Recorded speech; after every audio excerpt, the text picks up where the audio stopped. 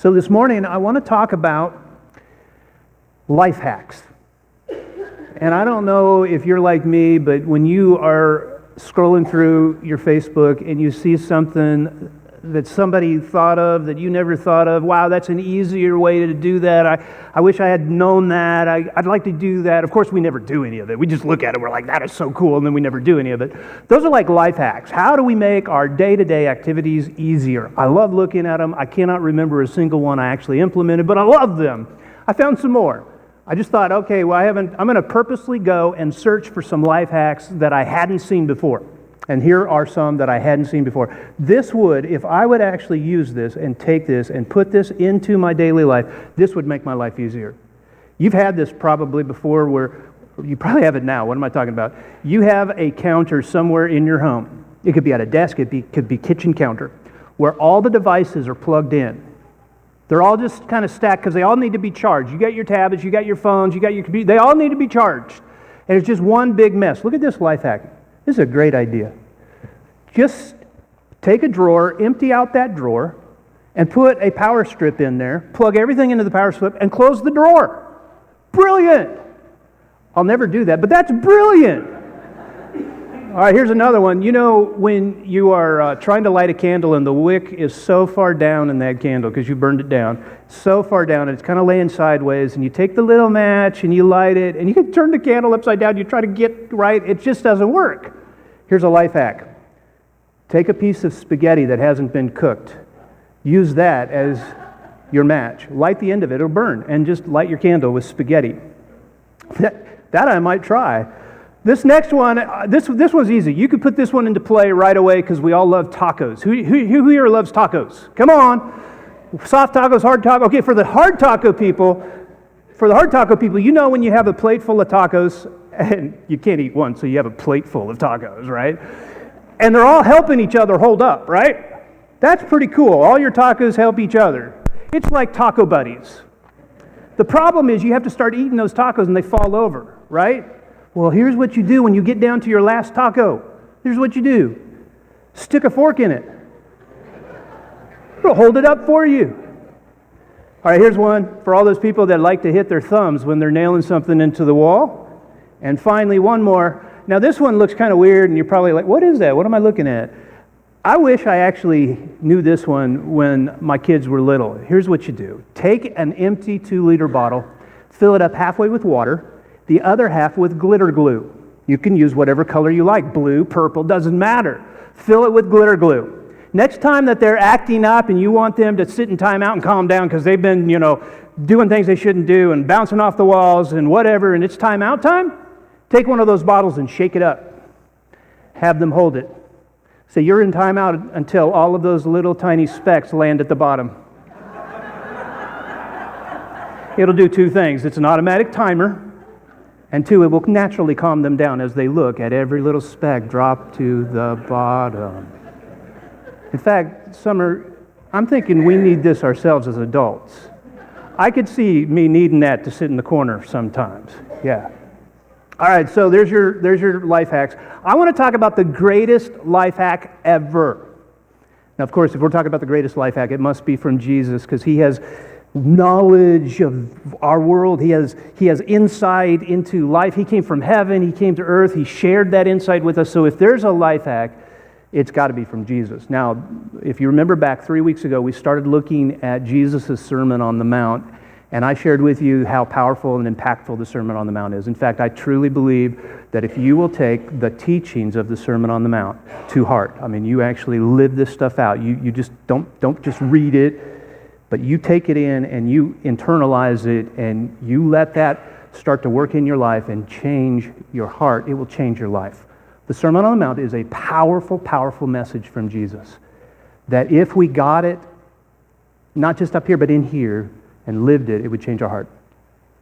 In fact, as a review of the Sermon on the Mount, I'd like to just share with you what I shared 3 weeks ago real quick because it's a 3-chapter deal, and you can't life hack 3 chapters worth. You can't memorize 3 chapters worth. You need something to help you narrow it down so this is useful.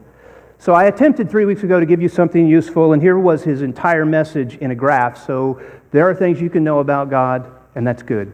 You should know some things about God. There are things that you should do. There's some things that you should do for God.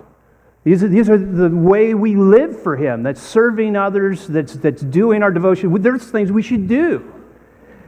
And yet Jesus' entire message, while He focuses in on how knowing is good but it's not enough and doing is good but it's not enough, He says there's something more that is missing because it was so obvious to Him, the condition of man's heart, when He looked at the religious leaders who were walking around feeling pretty good that they knew more than everybody else knew, and they did better righteous acts. In fact, they put it on display, how good they were at their religious activity.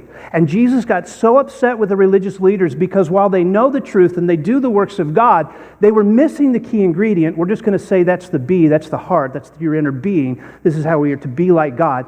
That heart was missing, and so He really taught throughout these 3 chapters that what you know should really wreck you inside. That teaching of the Word of God should not be something that, because I know it, I'm in with God. No. You should take that and use that to totally change who you are on the inside. It should destroy you because this is the teaching, not in a bad way, but in a way like Jesus said, the surgeon will come in with a scalpel and divide bone and marrow, joint, soul and spirit, joint and marrow. I'm messing up Jesus' words.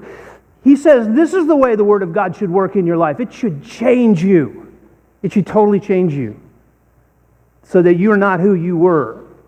The Word is a teacher to change you. Now He says that inner being that's changed, that is like God, that loves God, that desires to be with God, that is having the heart of God placed in him, that's made alive inside, should change everything you do because it's not for your benefit anymore. You're not doing righteous things to be seen by man, but because you're praising God. Everything you do should be to His glory. It should come from a changed heart, a new heart. So Jesus' entire message could be summed up with that little graph, no be do. The problem is, it's not a very good life hack.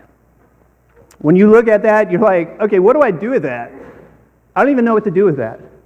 And that's because it really isn't a life hack. It's just a quick way of summing up his entire message. I wish it was, because I believe that the entire 3 chapters would change your life. If you took this truth, internalized it, and used it, actually used the Word of God the way Jesus has laid it out, it's beautiful. It will affect your life. It'll change you. But no be do isn't going to help you get it into you. It's just going to make you aware you need to take more seriously what Jesus is teaching here. What we really need is something that will focus in on our inner being. And if you remember 2 weeks ago, we talked about something that Jesus started off his sermon with to really focus in on that inner being. In fact, this section right at the beginning, it's actually called the Beatitudes. This section right at the beginning summarizes everything that Jesus says in his 3 chapters of teaching. So you could narrow the entire thing down into these 8 Beatitudes. Now, 8 is something that we can maybe get our minds around. That's a little more manageable. And if you remember, I'm just going to list these up here for you. We talked about these. Blessed are, right? Blessed are the poor in spirit. Blessed are those who mourn. Blessed are the meek. Blessed are those who hunger and thirst for righteousness. This entire left side has to do with your relationship with God. It has to do with you desiring so badly to have this deep, meaningful relationship with God that you would look at your own life and say, you know what, there are things in my life that I'm messing around with, that I'm doing, that I shouldn't be doing. And I know that, and I'm powerless over it. I've tried to fix it on my own. I can't fix it on my own. I admit that, and I feel the weight of it. I'm not just going to justify it away. I'm going to allow that to affect me, to have its intended effect upon my heart, to say, look, this should not be. I am not going to just move past this too quickly. I'm going to feel the weight of it and surrender it. Meekness means surrender. It's power surrendered. It's I could try all I want to fix this in my own strength. I'm not going to get anywhere. His ways are better than my ways. This takes that concept even deeper when you actually hunger and thirst for His way. When you don't just say, okay, I will obey you, God. But you say, God, I want to go beyond just obedience. It's what this whole year of I'm in is about, right? It's devotion to God. It goes beyond just obeying Him. It's about being totally in love with Him. I want more, God, than just to say, I'll do it your way. I want to actually be changed. I want to be different. I want to have my heart reworked by you. I want that surgery to actually happen in me. I believe this beatitude right here is the one that's pivotal because it all leads to this hungering and thirsting for the very presence of God in us who gives us not only His teaching but power to do it. And then it leads to the next four, which are all about how we deal with other people. Merciful, blessed are the merciful, blessed are the poor in spirit, blessed are the peacemakers, blessed are those who are persecuted because of righteousness. All four of those on the right side have to do with our relationship with other people. It's the natural byproduct of coming to a place of wanting God's heart in us. This is what God does. He fills us. Blessed are those who hunger and thirst for righteousness, for they will be filled. He fills us with His very presence so that we can be the things that God is. We can actually have His attitude towards other people and be merciful to them, not holding what they've done against us because we know we make mistakes, and pure in heart, right motives. That one confuses us, pure in heart, because we think that means perfect. It doesn't. It means perfect intentions. It means the right heart towards other people. And peacemakers, of course, means that we would not only seek for our benefit, but the benefit of others. And sometimes that means that we have to surrender, which is really what meekness is all about. Once we get this, it's easier to surrender to others and say, okay, we'll let your way go. And then, of course, being persecuted is how we respond to what others do. So all four of those have to do with how we take the very heart of God and live that out towards others. So there you have it. There are your 8 Beatitudes. This is review still from 2 weeks ago. So there's, in a sense, the life hack of the Sermon on the Mount. If you did these things, if you really took this to heart and you actually worked through this, it would change your life, because I believe the Sermon on the Mount will change your life. And if this summarizes the Sermon on the Mount, this will change your life. There's only one problem. That's a long list to remember, isn't it? Let me prove it to you. Let's see how well you do. Let's back up. Take all those away. Quiz time. Pull out a piece of paper. Let's not do that. Pop quiz. I love that. When I taught, I loved to give the kids pop quiz. It was my favorite thing. Just the look in their eyes, like, I hate you. There's nothing like that as a teacher. It's power. That's what it is, power. All right, let's do it together. We'll do an oral pop quiz together. Without looking, if you wrote down any notes, what's the first one? Blessed are the? Good. What's next? Mourn. What's next? Good. What's next? What's next? Merciful, yeah. Whoops. Yeah, there we go. Merciful. What's next? Pure in heart. What's next? Peacemakers. What's next? Are you noticing that we're getting quieter and quieter? Only my straight A students right now are answering. They're usually sitting up front going, yes, what else, teacher? Oh, I know the answer, and I have to look over them to get some other people to participate. That's who you are. What's the last one? Persecuted. Very good. Now, this is class effort together. We were able to do this. And even if you're really, really good at this and you were able to do it without, if I picked you out of the crowd and said, you do it, you could do it. The problem is in the heat of the moment when you're trying to apply what Jesus is teaching here because you've run into a situation where there's a conflict with another individual. Could be your children. I know that never happens to you in your household, but maybe somebody else's household. There's a little conflict in the home. What do you do in that moment? What's the next? What do you teach the children to do when they're fighting with each other? You got to pull out a beatitude, right? But then you're going to be thinking, which one? What if there was a life hack that would summarize these? Wouldn't that be cool? If we could actually just have something that could take these down from 4, let's say 2, because again, we said that the left side is different than the right side. What if we could summarize them with just 2? Now, I don't mean from these lists. All of this is important. I'm saying, how could we summarize this into 2, taking everything that's here and putting it together, everything that's there and putting it together, and remembering it? Because that's important. If it's going to be a life hack, we need to be able to remember it, especially in the heat of the moment when we need it. Now, this is something you should do in your quiet time. You don't need a life hack in your quiet time. You need this. You need to be working through, what am I struggling with? I should feel the weight of it. I surrender to God. I really want to think and feel and be like God. This is really the hardest one, getting here. You know, it's surrendering to God. That's hard. This is, I really want, I'm struggling because I don't agree that's not what the flesh wants. That's not the direction I want to move in. But when you get here, then you can go through these and say, you know, there are people that I need to be merciful to. I want God's mercy to flow out to them, and so on. So let's keep this for our devotion time. But in the day-to-day, when you're up against the issue, somebody cuts you off in traffic. That's when you're not going to be flipping through your Rolodex. Which beatitude do I need right now? You may be flipping something else, but it's not a Rolodex. So let's take this first left half and let's ask the question, is there a way we can summarize these?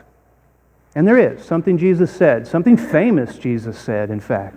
If all of this is about our relationship to God, about getting to the place where we know that there's a separation between us with the sin in our life, and we need to deal with that because we love Him more than anything, and we want His love to flow through us to other people, then you can just take this whole left side and you can replace it with what Jesus said when He gave the great commandment. Love the Lord your God with all your heart, with all your soul, and with all your mind. And then you take the right side and say, okay, so once I get the love of God focused in on that really what I need to do is make sure that in everything I'm doing, God's the one that's getting the glory. I'm playing to an audience of one. He's the highest. Everything works out when you do that. When you're really living that way, because you realize that my way isn't the best way. I need to obey. I want to go beyond obeying. I want to actually be in relationship with Him and do life with Him and walk through life with Him. Loving God like crazy leads you to these four, which is the rest of what Jesus said, isn't it? How you treat other people, how you love other people. The rest of what He said was love your neighbor as yourself.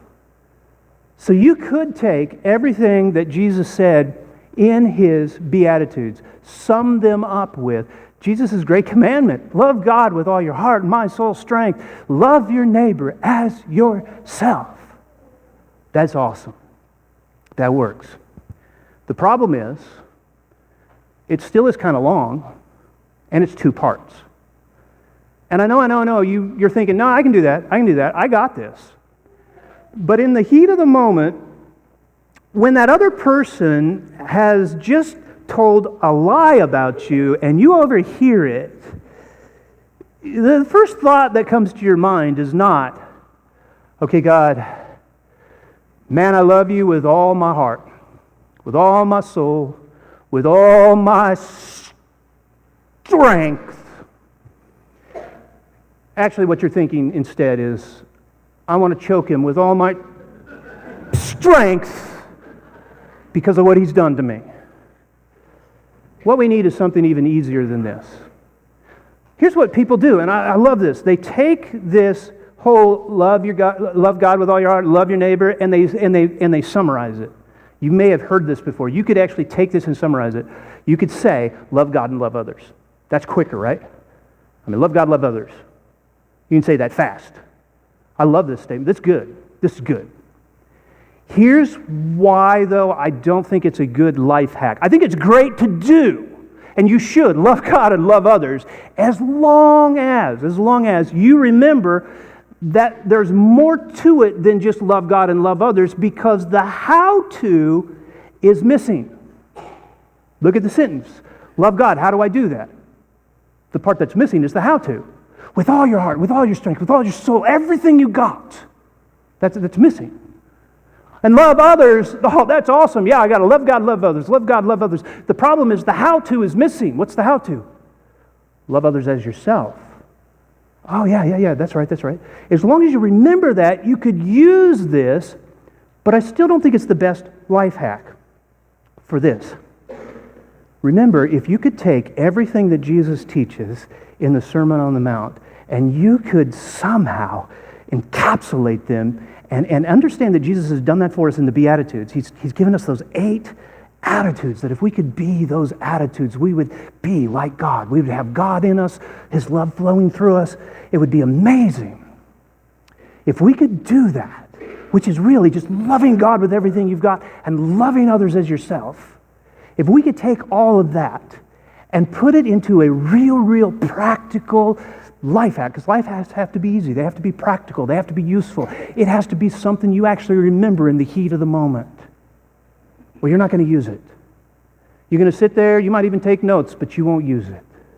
So there needs to be a life hack, and I'm going to propose that the life hack actually is closely related to what Jesus says here. Love your neighbor as yourself. In fact, if you wanted to make that your life hack, that's really a good one. Because if you could focus on, okay, I'm going to love my neighbor as myself, love my neighbor as myself, it really gets you focused in on what Jesus wants us to do, especially with that right side of the equation, right? I'm going to love them, I'm going to be merciful to them because I want mercy, and I'm going to show them kindness because I want kindness, and you're going to love them as you would love yourself. It really is a good life hack. There's a danger with it, though. And that danger is that we might take this too far and say, you know what, I don't even need to love God because I just need to love others. If I'm a good person, that's good enough. I don't have to actually go to church. I just need to be, kind to people, love people. I'm a good person. That's good. I don't have to actually change my heart. I don't have to let His truth rework me. I can just love other people. If you're going to take this that way, then it's not a good life hack. But if you take it as, wait a second, I really want to love people as God has shown me love and taught me to love, as He has loved me, and I've learned to love myself, I could actually love others. Remember when Jesus said these words? It was after He had given this long example of what it's like in the kingdom of heaven, where He says there's this king, and He says to the people, when you did this for me, when you went to prison, you did it for me. When you clothed that person, you clothed me. When you fed that person, you were actually feeding me. When you visited the widow, you were actually visiting me. And they're like, when did we do that? And He replies, truly I tell you, whatever you did for one of the least of these brothers and sisters of mine, you did for me. You loved me. When you actually served, when you showed up, when you helped out, you loved me. You showed up for me. And so if we would understand this, love your neighbor as yourself, as a natural outpouring of what it means to love God, that He actually, if we desire Him, if we seek Him, if we earnestly want His way, if we hunger and thirst for His righteousness, the blessing is that we're filled with God, that He actually teaches us how to be more merciful, how to be more of a peacemaker, how to be more pure in heart, how to stand up under persecution when we're wronged, so that we're a great example to this world and win others to Christ. When we do the things that love of God does through us, we could take this and use it as our life hack, but I think there's an even better life hack. It's along the same lines, but it gives us even clearer instructions on the how-to part. Remember, a life hack has to be two things. It has to be simple, easy to understand, right? Clear, concise. It needs to be easy. And it needs to give us a really good how-to. We need to know how to. And while this is love your neighbor as yourself, there's a lot of mental stuff I just went through because some of us struggle to love ourselves. Some of us don't even believe that's even possible because of what you've done and the guilt and whatever you're going through and the struggle you're having and the guilt you feel. There's a better life hack that takes this and gives us the how-to. And what's really cool about this life hack is it's something Jesus said in His Sermon on the Mount. Remember, if we take the Sermon on the Mount, really take all 3 chapters and work it into our life, it will change our lives. If we take those Beatitudes and really focus in on them, because that's the part that He's trying to focus in on, everything else in the entire 3 chapters all relates back to the Beatitudes. If we took that, it would change our lives. If we could take that beatitude concept and into something simple with a good how-to, it will change our lives. And this life hack that I wanted to show you, I think it's the greatest life hack ever. It's something Jesus said in his Sermon on the Mount. And it's something you probably have heard before. It's probably very common to you. It's this. Sow in everything. That means the entire sermon, everything I've been talking about so far, sow in everything. Do to others what you would have them do to you. Help me out. What is this actually called? The Golden Rule. I'm impressed. It wasn't just the A+ students that said that. That's the Golden Rule. This is it. Do to others what you would have them do to you. If that is what you would start thinking about when you're out in that public place or in your home, in the conflict, in the moment, in the heat of the battle, if this is what you focused on, it will bring about everything that Jesus teaches in his Sermon on the Mount, that he sums up in his Beatitudes. Let me give you an example. Let's say you're pulling into a parking spot and another car is pulling into the parking spot at the same time. Ever happened to you? Raise your hand if that's happened to you. More than I thought? Okay. It just happened to me yesterday, although it wasn't really at the same time. We were at Costco and we saw a spot and we were about to whip around to get that spot, and it was right at the front and it looked like a great spot, and this truck just passed that spot by. I'm like, look at that, he missed that spot. How could you miss that spot? And Angela's like, get that spot. And I'm ready to turn around, and as I'm doing, she says, whoa, wait. So here I am about to turn. Here he is, though, stopped with his backup lights on. He's backing into that spot. So we whipped in there. No, we didn't. This would have been a really good example to use had we really got there at the same time, but he clearly had me beat, so I couldn't actually do this. But those of you that raised your hand, and I've had this happen better than my illustration yesterday, but where it's just like identical. You're both there at the same time. And now, you got to think. Of course, you could just whip in there and, hey, whoever gets there first, survival of the fittest, right? But you got to think, okay, what did Jesus say? Okay, let me go through the Beatitudes again. Oh, I know what he said. He said, blessed are the peacemakers. And so I guess I'll be a peacemaker here and let him go. Now, come on, how many of you would actually go through that mental process? Nobody. Good. I'm glad you're honest. But what you might do, if this became a part of you, instead of going through the whole, okay, which beatitude does this fit? Here's our life hack. All I have to say is do unto others how I'd want to be treated. I would love it if this guy just said, hey, you go ahead. So you know what? I'm going to let him go ahead. It's that simple. Let's say that somebody at work, thank you for finally joining us. Let's say somebody at work has just stolen your project idea. Has that ever happened to you? Man, Spencer steals my ideas all the time. Everything that is good and successful, it was mine. Everything that failed, that's totally Spencer's. Just for the record. Let's say you had this awesome idea and someone steals it and he's like, oh man, I'm sorry, I know I said that in front of the boss that was my idea. I know you first came up with it. I'm so sorry. And you just want to hate on him and you want to ignore him, and yet you're going through your Rolodex. Let's see. What am I supposed to do? Oh yeah, blessed are the merciful. I got to be merciful here and forgive him. There's an easier way to do that. Just simply remember what you're practicing. Do unto others the way you would be one. Do unto others. Read it. Do unto others what you would have them do to you. Why couldn't it be simpler than that? Do to others what you want them to do to you. Just put it in your own language. All right. I've made mistakes too. This is that simple. I'll let him go. I'll let it go. I've taken up somebody's idea before and run with it. I'll let it go. One more example. So you're sitting around the table with a bunch of friends, and the person that's telling a story, She has this big old piece of spinach stuck in her tooth.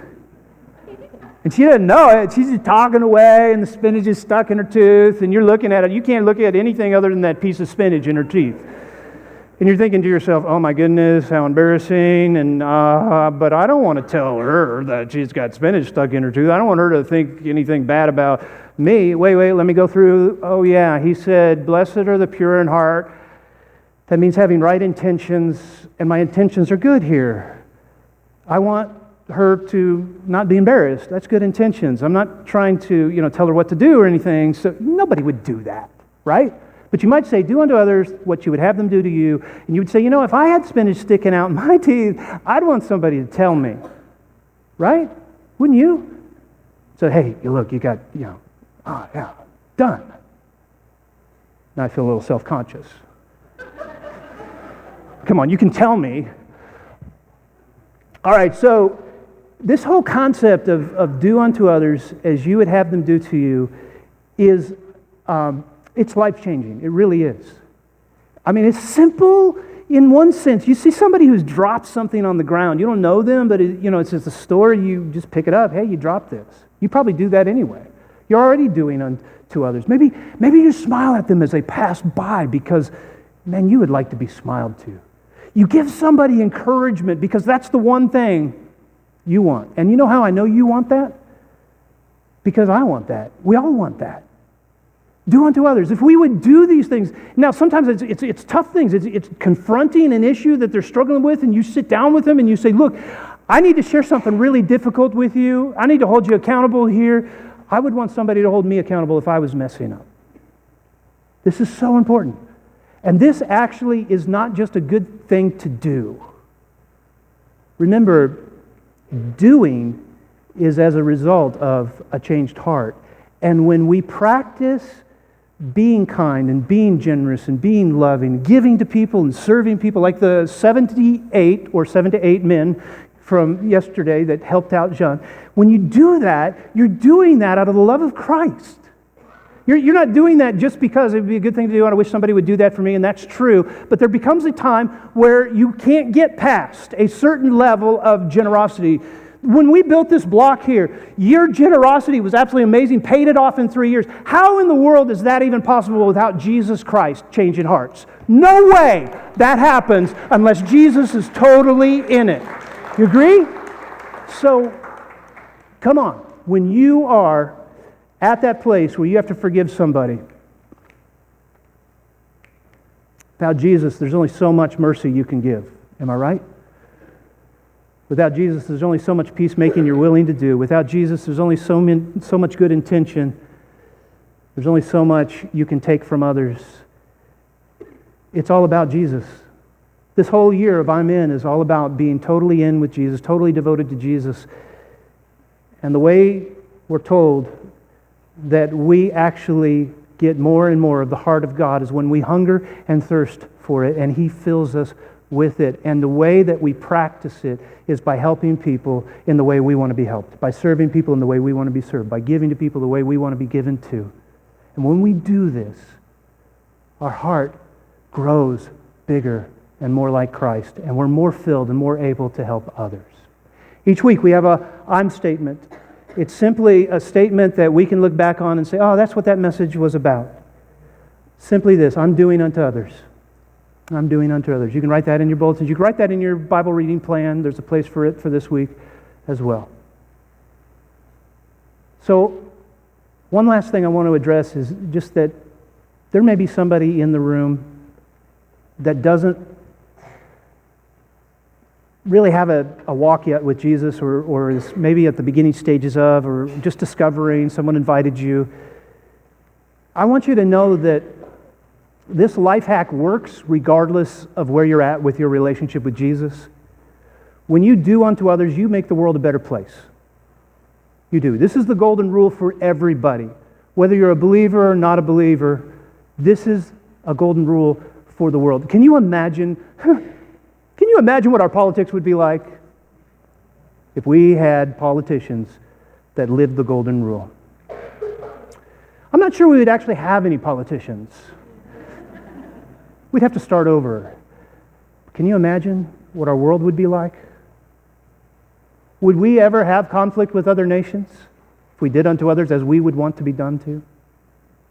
Just imagine if we took this seriously. So if you're here and you're thinking, I don't know if this is for me because I'm not sure I'm ready yet for a relationship with Jesus. I want you to know that this is a life hack that will change your life. It will change others' lives.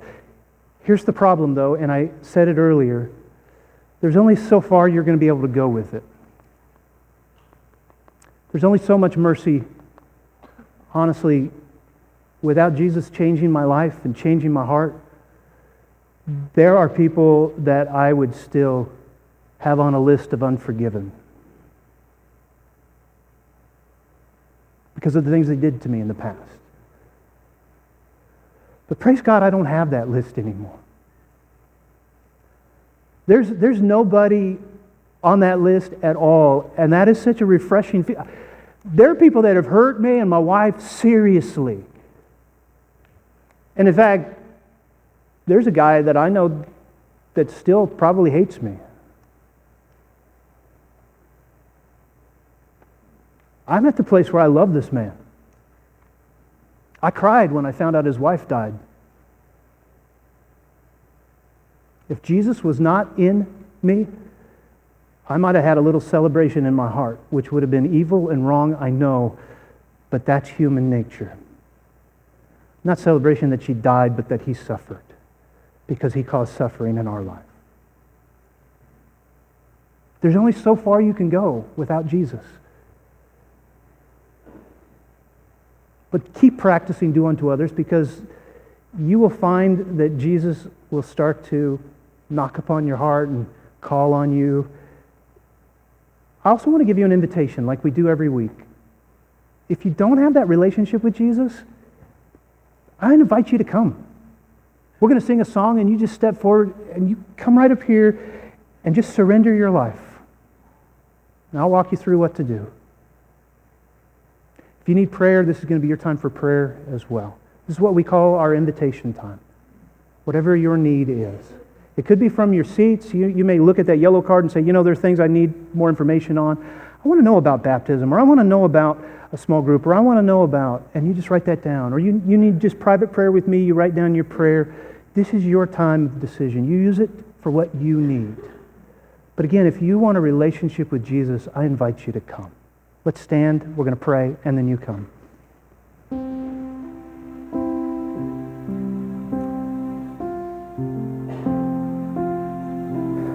Father God, thank you. Thank you for just this moment to recognize that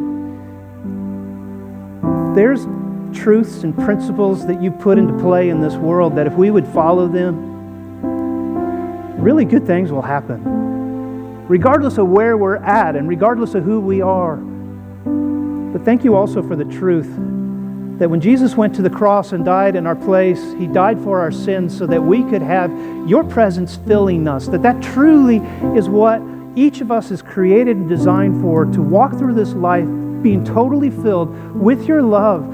And God, it's just really cool to think about how this principle, the golden rule, goes way beyond just something nice to do. It's heart-changing. It's life-changing. Help us to take that seriously today. And Father, for those that need that heart of Christ in us, I pray for courage to step out and to surrender. For those that need prayer, to step out and come and receive it. We ask for this in Jesus' name. Amen. If you have a decision,